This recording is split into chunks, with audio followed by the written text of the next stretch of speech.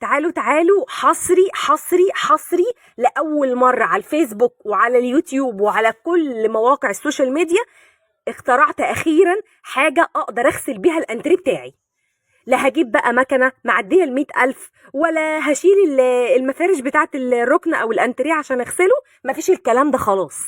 النهارده كل اللي محتاجه منك اي مروحه عندك قديمه الموتور بتاعها هيكون شغال، وتعالي هقولك هنعمل ايه. قبل بس ما نبدأ الفيديو ما ننساش نصلي على النبي وندعي الوالدي بالرحمة، ربنا يرحم أمواتنا وأموات المسلمين أجمعين. يلا بينا نبدأ. بصي بقى يا ستي، اولا المروحه دي كانت قديمه عندي وما كنتش بعمل بيها اي حاجه، مركونه كده وكلها بايظه في بعضها ومتخلعه من بعض ومفيش عمود، وكان حالها ما يعلم بيه الا ربنا. عماله كل شويه افكر، كل صيف يجي عليا اقول يا رب انا عايزه اعمل بيكي حاجه. طبعا بيني وبينك كده بقى هحكي لكم، انتوا ما بقيتوش غرب. فقاعده بقى على الفيس بقى وعلى اليوتيوب، قاعده عماله اتفرج على الناس اللي ربنا كرمهم وجايبين المكنه دي، مكنه غسيل الانتريه يعني. وقاعده بقى اقول يا رب كرمني ان انا اجيب. يعني قلت خلاص سايباها على ربنا، لحد ما ربنا الهمني الفكر. قلت طب الله، طب يعني انا دلوقتي عايزه اغسل الانتريه وعايزه حاجه بتلف عشان خاطر يعني تغسل لي الانتريه كويس. طب اعمل ايه؟ والله العظيم انا قعدت 3 ساعات عماله بجرب حاجات، عماله احط القطعه دي مكان القطعه دي واتعملت مني ومش عارفه مين لحد فين وفين، لحد ما وصلت للفكره دي. والله العظيم انا مبسوطه جدا جدا لان انتوا هتشوفوا كل حاجه بالتجربه وكل حاجه قدامكم. وطبعا يعني قبل بس ما نبدا او قبل ما اوريكم التجربه بتاعتي، عاوزاكم تخلوا بالكم من حاجه كويس جدا. من حته الموتور دي انا هنا رابطه السلك ده في ده لان دي كانت في حته والموتور كان في حته. اهم حاجه نخلي بالنا كويس جدا، احنا هنمسك من الحته اللي تحت دي، ما نجيش ابدا ابدا ابدا عند اي حته من الموتور، او نجيب حتى نقطه ميه عن الموتور. لو عايزين مثلا، انا مش عارفه يعني، انا بقترح ان احنا ممكن نحط شراب، يعني نغلف القطعه دي كلها بشراب، بس مش عارفه ده صح ولا لا. وبصي انا ماسكه اهو، ماسكه من حته بلاستيك ومن حته بلاستيك، ما جيتش جنب الموتور ولا جبت ميه جنب الموتور ولا اي حاجه. تمام كده، نخلي بالنا كويس جدا. طيب هنعمل ايه بقى؟ عندي هنا حته كانت بنتي ربنا يكرمها كانت مبهدلها لي، فكان عليها كده زي بقعه او في شويه تراب كده عليها. فهبدا بقى اوريكم دلوقتي لما نيجي نحط عليها شويه كده من الصابون كلوركس الوان، ونبدا بقى ان احنا نشوف التجربه مع بعض.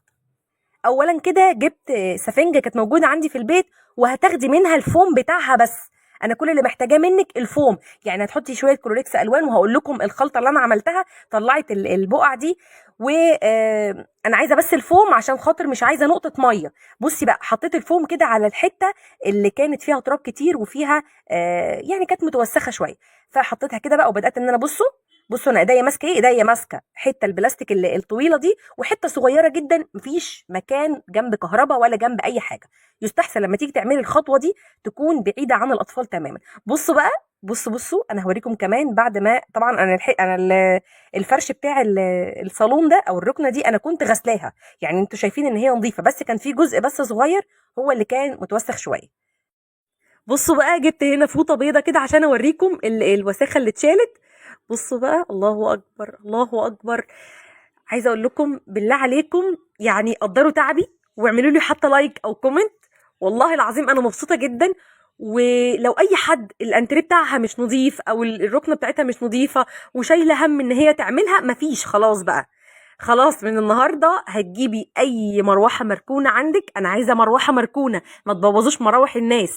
انا عاوزه مروحه مركونه عندك، او الموتور بتاعها يعني موجود عندك شغال، بس بقيه القطع بتاعت المروحه مش شغاله. بصوا شايفين يا جماعه؟ والله العظيم انا ما مصدقه، والله العظيم انا ما مصدقه. ده انا لسه هوريكم كمان مكان تاني اللي انا عملته، وهقول لكم برضو على الخلطه دي واحده واحده. خلي ايدك خفيفه جدا عليها وهي بتشتغل، هي كده كده هتغسل لك المكان، وبس ايديكي تكون يعني خفيفه كده عليها، وقت ما تيجي تدوسي عليها هتقف لوحدها. فبرضو اهم حاجه تخلي بالك من مكان الكهرباء، انا ماسكه من عند حته يعني بلاستيك، وكمان بلاستيك من الناحيه التانيه، فانا مخليه بالي كويس جدا، فانت كمان خلي بالك. تعالوا بقى كده، تعالوا بصوا بقى كم الوساخه اللي طلع من الكنبه بس بتاعت الركنه. اقسم بالله اقسم بالله ان كل ده طلع بس من الحته الصغيره بتاعت الركنه دي. بصوا يا جماعه، شايفين كميه التراب؟ انا الحاجات دي بعملها بالفوطه وبالغطا الحله وكل الكلام ده. وبصوا بقى كميه الوساخه اللي طلعت منها قد ايه.